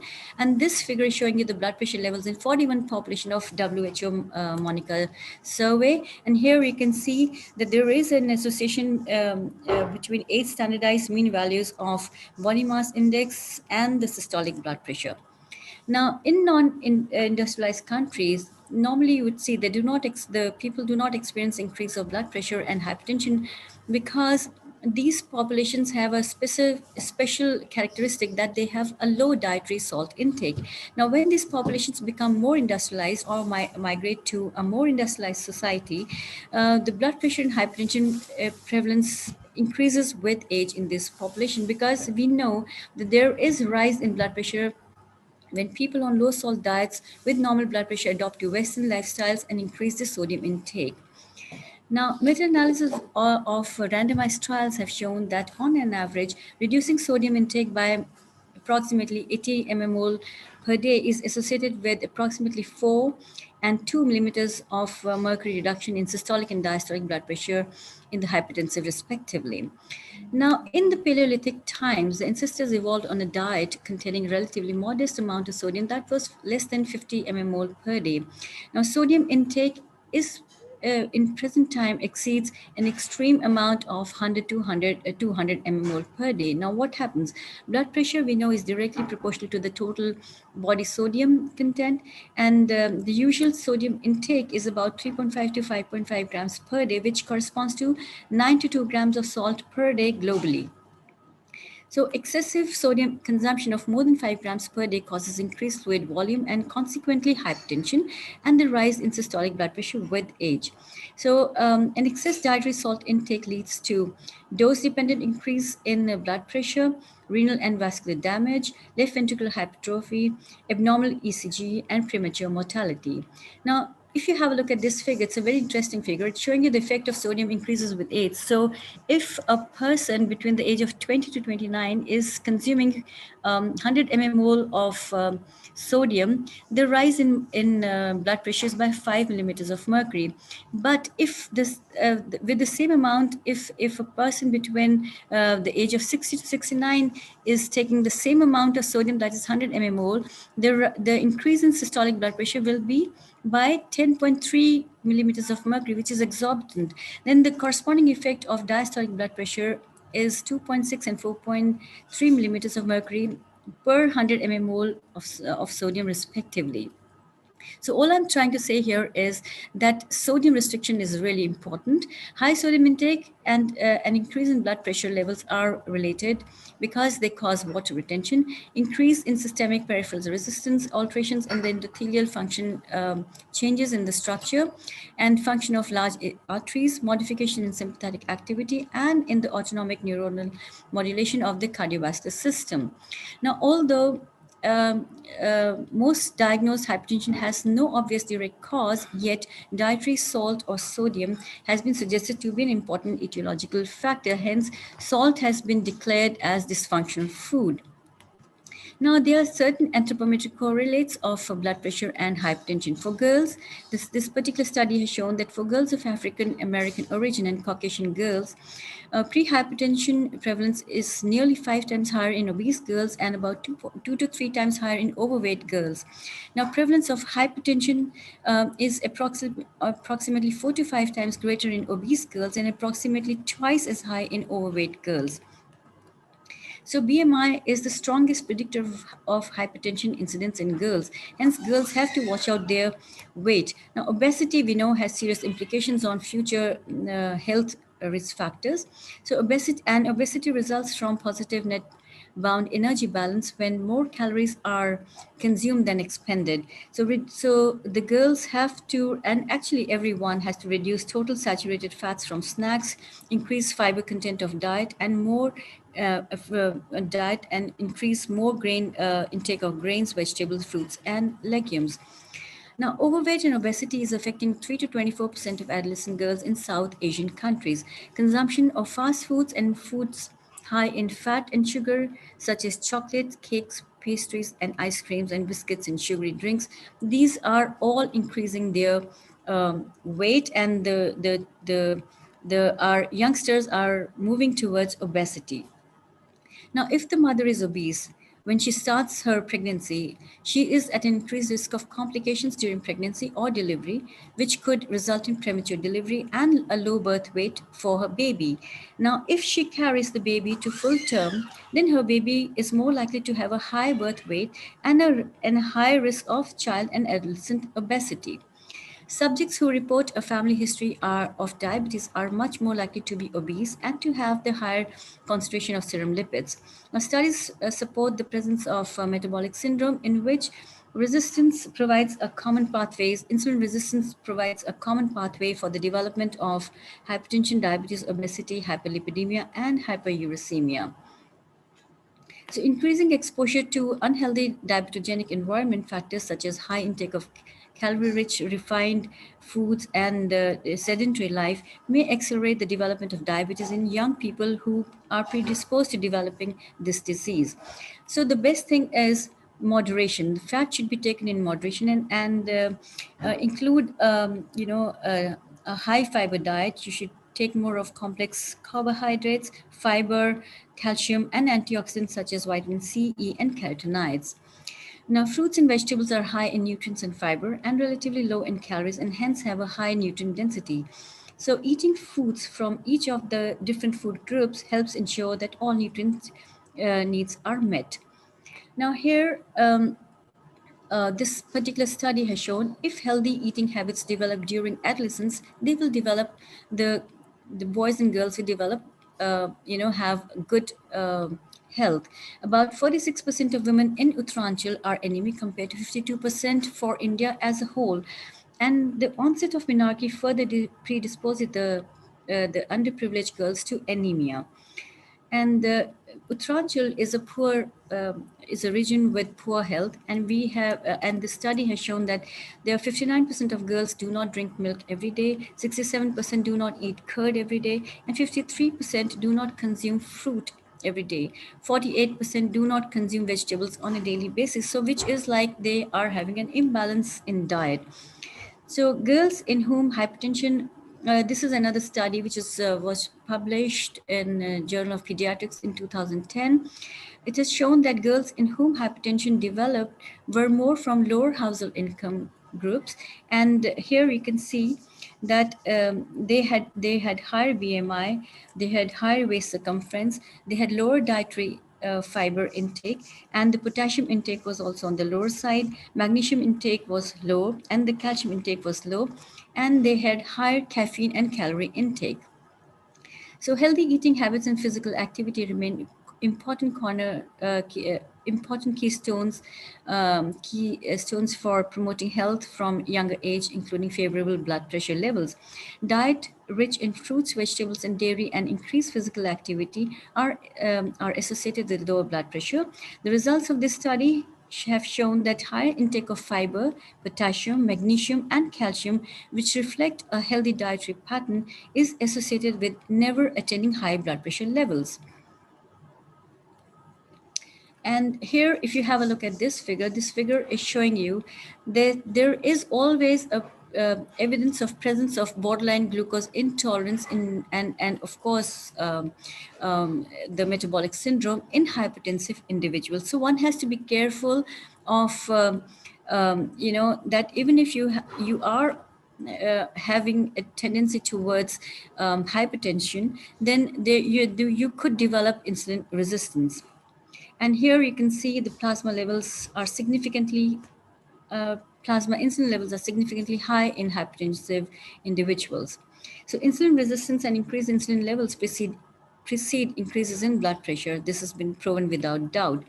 Now, the most interesting thing is we are all dealing with kidney patients. So we are more interested in what happens to the offsprings of hypertensive parents. So this study has shown that there are certain renal changes in offsprings of hypertensive parents. Renal function reserves are, in this study, they evaluated these functions by measurement of the changes in creatinine clearance after an oral protein load of 45 grams per meter square. So what they found was that all children in the control group significantly increased their creatinine clearance after the protein load, but the children who were of hypertensive patients, this thing was impaired. 40% of the offspring showed no detectable changes, that they were, which means that they were non-responders. So here you can see that the renal function reserves and microalbuminuria in offspring of hypertensive patients is much higher compared to what you expect in the controls. So offsprings of hypertensive parents presented higher microalbuminuria level in 24-hour urine specimens. So absence of renal functional reserves and increased microalbuminuria in some normotensive children who are offsprings of essential hypertensive parents can indicate that subtle alterations in renal function may precede the onset of clinical hypertension. Data from 1991 onwards indicate a higher hypertension prevalence in women. In Rain's 1999-2002 survey, it has shown hypertension prevalence was 29% in women versus 27.8% in men. And in addition, women demonstrated the largest increase in hypertension prevalence between 1988 and 2000. Now, if there's a family history of hypertension, it is associated with increase in prevalence and incidence of hypertension. Both genetic and environmental factors appear to contribute to this association. In cross-sectional study of more than 5,000 adults, a family history of hypertension was associated with high diastolic blood pressure, BMI, cholesterol, and obesity. And here you can see that this figure is showing you when comparing cardiovascular risk factors in normotensive individuals with the family history of hypertension to individuals with and without family history of hypertension, there was no difference amongst the groups. However, all the groups were significantly worse off compared to the normotensive individuals without a family history of hypertension. So one has to be careful with the kind of diet the person is having. So young children of parents with hypertension are at increased risk of hypertension, and this show higher levels of systolic blood pressure compared to those of parents of children with whose parents are not having hypertension. So family history of hypertension is also associated with development of pregnancy-related hypertension, especially if two or more first-degree relatives have hypertension. So females with family history of hypertension should adopt lifestyle changes to prevent hypertension and to prevent hypertension in their offsprings. Now, there is evidence that hypertension is relatively a late manifestation of disease process. Thus, normotensive people with family history have been classified as normotensive hypertensives. The ECG findings in normotensive children of normotensive parents, when compared to matched offsprings of hypertensive parents, had significantly greater left ventricular wall thickness and muscle mass despite normal blood pressure. So lifestyle programs lower blood pressure by 3 millimeters of mercury, lower smoking rate by 4%, and decrease mortality by almost 3%.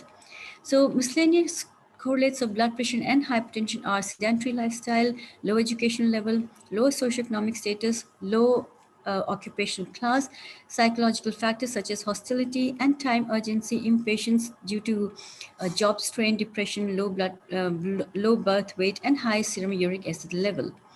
So the take-home message of my talk is follow Mediterranean and DASH diet patterns for healthy pregnancy, for in order to have healthy kids. Girls should take proper nutrition in order to lead active and healthy life, and should be able to prevent giving birth to underweight babies. In India, 45% of adolescent girls are underweight and 56% are anemic. And the childbearing occurs mostly at ages between 15 to 25 or 35, when Indian women are most likely to be underweight or anemic. On an average, it has been shown that the gain of weight during pregnancy is of 7 kgs for a full-term pregnancy, which contributes to the incidence of low birth weight, wasting, stunting in the children. So ideally, what should the girl be eating? Food insecurity, dieting, and illness can impair growth and development during adolescence. Iron deficiency, anemia, micronutrient deficiencies, particularly zinc deficiency, is common in females. Therefore, the food planning should take into consideration 6 common conditions prevalent in the general population, that is anemia, micronutrient deficiencies, hypertension, diabetes, obesity, and worm infestations in developing countries. So diet should be the main source of for vitamins and trace elements. Vitamin B and folic acid should be obtained from the diet, and girls should take at least 2 servings of fruits to ensure adequate potassium in diet. Now, this is Mediterranean diet, which is abundant in fruits and vegetables, and we know that and people living following the Mediterranean diets do not have, they have lower blood pressures compared to people who do not follow Mediterranean diet. There is abundance of legumes cooked, which are cooked regularly with tomato, garlic, and onions. moderate intake of fish. There's moderate dairy product involved in this, included in this diet. There's moderate wine, small portions of meat and poultry, and little consumption of candies. And the key characteristic of this diet is low amount of animal and trans fatty acids, extra virgin oil, which is the primary source of fat. So in order to lead a healthy life, you can add yogurt to the diet to increase probiotics, and this is how the Mediterranean diet looks. So this diet is low in saturated fats with total lipid intake ranging from less than 30% to 40% of energy. The ratio of mono unsaturated to saturated fats is about 2:1. This diet assures an adequate intake of beta carotene, vitamin C, tocopherols, linoleic acids, minerals, and beneficial non-nutrient substances such as polyphenols and anthocyanins, and it assures an adequate intake of vitamin A and minerals. Now, this is how effective the Mediterranean diet is in controlling metabolic syndrome. So you can see that there is beneficial effect on waist circumference, HDL cholesterol, triglycerides, blood pressure levels, and glucose metabolism, antioxidants, and anti-inflammatory effects because of olive oil, fruits and vegetables, and whole grains and fish. And this is OmniHeart trial, which has shown that if carbohydrates are partially replaced by unsaturated fats, predominantly the monounsaturated fats, it lowers blood pressure and triglycerides and increases HDL cholesterol. And here, this study is also important, and it's worth mentioning that plasma L-arginine levels, if you take more of it, if you increase arginine intake, it is positively correlated with changes in diastolic blood pressure and hypercholesterolemia in men. And the sources of arginine are turkey breasts, chicken, quail, and lentils and pulses, and seaweeds and spinach. So one should try legumes, soybeans, lentils, chickpeas. So one should try and have more of these. And thank you for your attention.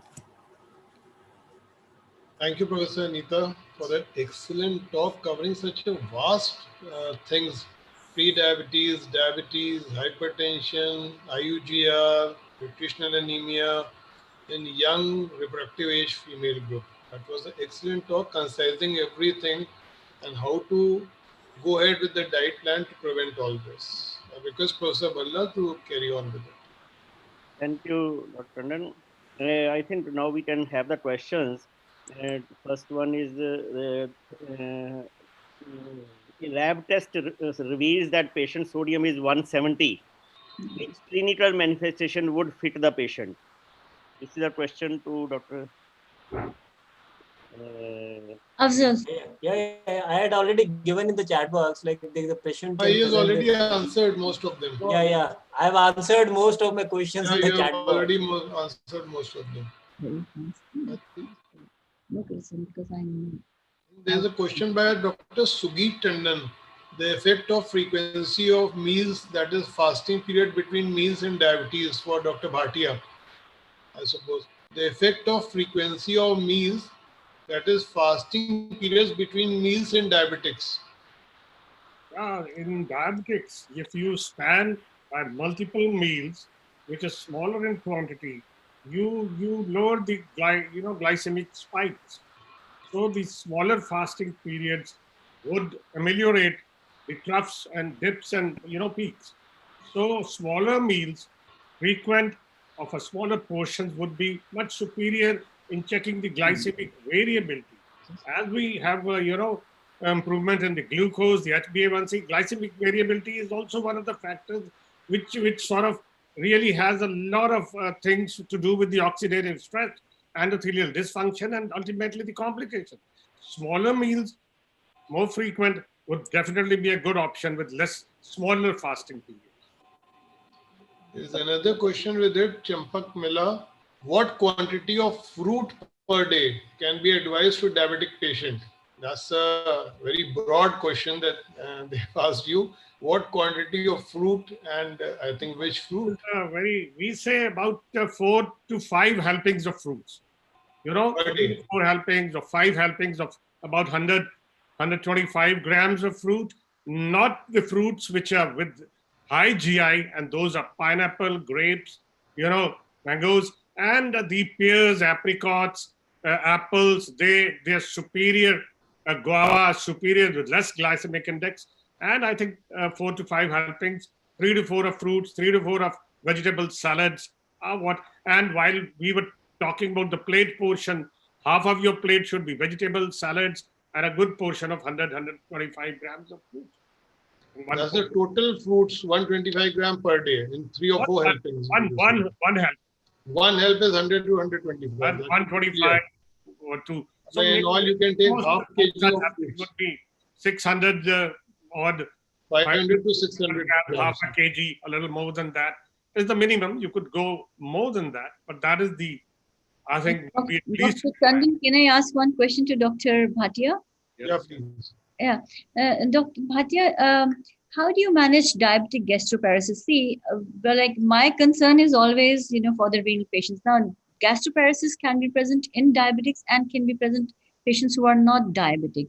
So my concern is, how do you manage? Because see, for a patient who is a diabetic, you would say, you should take a high fiber diet. That's what is plenty of salads and plenty of fruits and plenty of vegetables. But here, when the patient has diabetic gastroparesis, of course, the transit time is really prolonged, and the patient is all the time having the feeling of satiety, the fullness of the stomach. So in that case, you would reduce fiber, isn't it? Reduce the fiber and reduce the portion size also.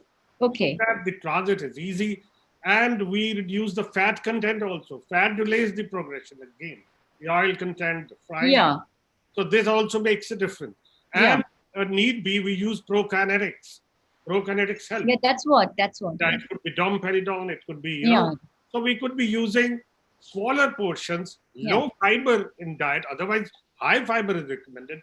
But this is one situation, as you very rightly said, the fiber would be taken down in priority and portion non, kind of oily, so that they have a better transit, and prokinetics to help them. It could prokinetics. Yeah. This would be. And any other treatment for gastroparesis? Any other, not just prokinetics, any other thing, like any other treatment? I will be using primarily these, but okay. All right. I think that's the main crux, to use prokinetic and reduce the fiber intake and fat intake as far as the diabetics are concerned. There is one question by Hafiz Suleiman: low GI or high GI, which one is better for maximal fat oxidation of? It's a very, very intelligent question. Now with the, high GI, and particularly not GI, with the glycemic load, when the carbohydrates spike quickly, they tend to create a high carbohydrate oxidation and taking fat oxidation to negative side. So, for maximal fat oxidation, a high glycemic load is detrimental. We should be using a low. And why fat oxidation is important? Fat oxidation leads to usage of fats and less deposition of fat. So decreasing the obesity, decreasing the weight and the fat mass. So I think this is a very good question. And then there's a question, is it necessary to test the GI of a food with healthy individuals or diabetic? This has been a point of debate. GI measurements in healthy people and diabetics vary. The curve we are taking is for 2 hours, whereas in diabetic, it continues, the food prandial exercise goes on for 4 hours. So this is where the discrepancy comes, and this has been a point of criticism, that it is different and different. But then I think we have a lot of criticisms. As I said, certain people say that GI has very little benefit, and there have been 3 studies out of 10 which showed that 7 were positive, and that whether it really does good to lipids, only HDL, and that too some studies didn't show benefit, and a lot of things were controversial, and this is one of the controversial. So I have one more question. Now, what we are seeing in our patients, like our patients have, they are diabetics and not able to control their sugars very well. Now, what is happening is when we send reference to the endocrinology department, and we get, the resident comes and sees the patient, he puts the patient on a sliding scale. And the sliding scale starts from 150 to 200, 200 to 201 to 250, this like it's like that. And so with the results, like 150 onwards, they said 2 units, and 200 onwards 4 units, and that's how it goes. So what I see in the ward is, with this kind of sliding scale, we're not able to control the sugars. Why is it that you like practice the cutoff as 150 sugar and not as 110 sugar or 126 sugar? Because what I feel is, if you bring down this to say about 120, if the sugar is, fasting sugar is 120, you give 2 units of this thing, the patient will not go into hypoglycemia.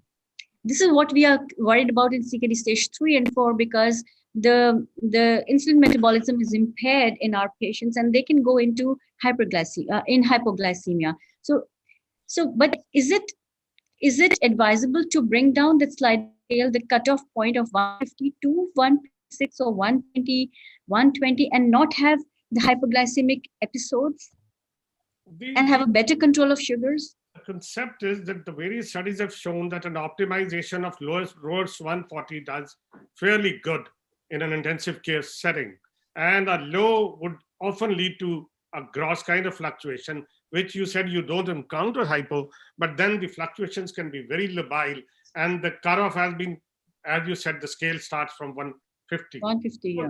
If we do above 120, there's bound to be worry about hypo, and sort of the optimization is thought to be, various studies have found it superior. Now, whether the sliding scale can be changed below 120. I would also like to comment, like even in like ICU settings, the range, the target for blood sugars, that is now 140 to 180. Boy, that is what I'm saying. This is what. Yeah, so we try to keep it somewhere less than 180. We are not very stringent on the blood sugar control. This is what the studies have shown. The results have been optimal with this kind of range, as Professor Afzal said.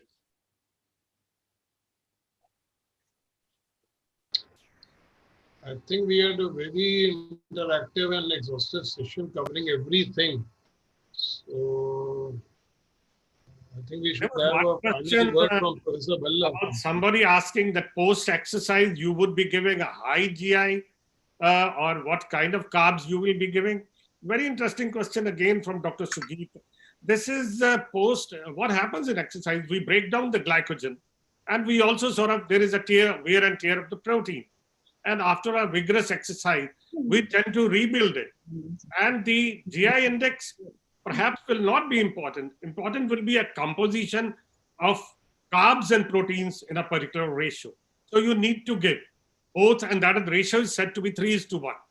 If you give 40 grams of protein, it will be 120 grams of carbs, and that would sort of rebuild the depleted glycogen and repair whatever protein loss we have taken. So I think that perhaps, anyway, a good glycemic, like I was reading foods post-exercise, salmon and fruit, and then some, a good anyway, the spikes won't be there. But basic pertinent question is that some protein and 3 times the amount of carbohydrate ought to be given.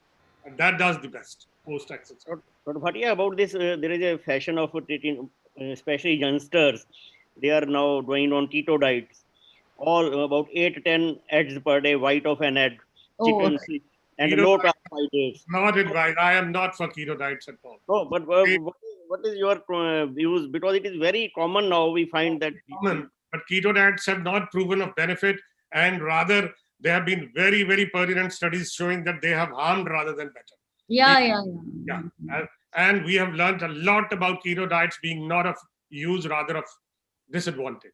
I would not recommend. They tend to show benefits, but they have a lot of side effects. And then, as Dr. Saxena said, the best diets are Mediterranean diet, DASH diet, and then a low GI diets. There was a trial with Mediterranean diet, DASH diet, low fat, normal GI diet, and a low GI diet, and ketogenic diet and all, out of which Mediterranean, DASH, and low GI diets fared very well in the result. Yeah. So this was a very, very good, I forget the study, but that was a very good study where they had taken various kind of diets. That's the best. There's a question for me, which is about, my question would be, would you recommend supplements for all the females who are not meeting required in nutrient enough through a daily diet, or would you prefer them to eat well and meet the requirements? Well, I would say that even if you eat very well, if you are an Indian and you're cooking in the Indian style, you end up destroying most of the nutrients. So I am of the opinion, till you are really good eater of salads and fruits, you would still be deficient in the micronutrients. So I think for any young girl, I would suggest must take folic acid. And if you are anemic, then definitely iron as well. Supplements are important. And the most important thing is for you to remain healthy, because if you take vitamin B complex regularly, if you think you're not able to eat very well, then you should take vitamin B complex, because these vitamins are required for proper metabolism of everything, carbohydrates, fats, and protein. And if you are deficient in them, then definitely your metabolism is going to suffer. So from my side, it is yes to the supplements. But if you can eat very well and you're confident that you're eating very well, then there's no need for the supplements. Yeah. So, Dr. Tandon, I think now we should close. I think, yeah, I'll request Professor Bhalla to say the final words. So, I think we had excellent discussion. I thank all the speakers as well as panelists. We too had excellent discussion. And the concluding remarks, I will request Professor Anita Saxena to deliver the concluding remarks. Well, I am really thankful to all the speakers. And it's been a pleasure listening to Dr. Afzal, Dr. Bhatia, and thank you, Dr. Tandon, that you could take time out for us, because he was already on another webinar with the Association of Physicians of India. And so I'm very, very obliged to you that you have joined hands with us, the Association of Physicians of India, so that we can take this thing forward. And not every dietitian is actually in a very good working in a very good hospital. They could be having a private clinic. So it's important to educate everyone so that the patients and the clinical practice, it improves. And I'm thankful to all of you for joining us. It was a great initiative, ma'am, and I think everyone will benefit with this initiative. Yeah. Thank you so much. Thank you very much. Thank you very much. I Thank enjoyed you, sir. being a part of this. Thank you. Thank you, sir. Thank you. Thank you so much. Thank you. So, Thank you. yeah, so next webinar is on the 7th of February. And we're going to take up topics on gastro medicine. And so that, because everything, the CKD patients are suffering a lot, and all these comorbidities are there, and we are not very well versed with how to tackle these, comorbidities very well. So I think next we'll meet again on the 7th of February. And thank you so much, and good night. Thank you.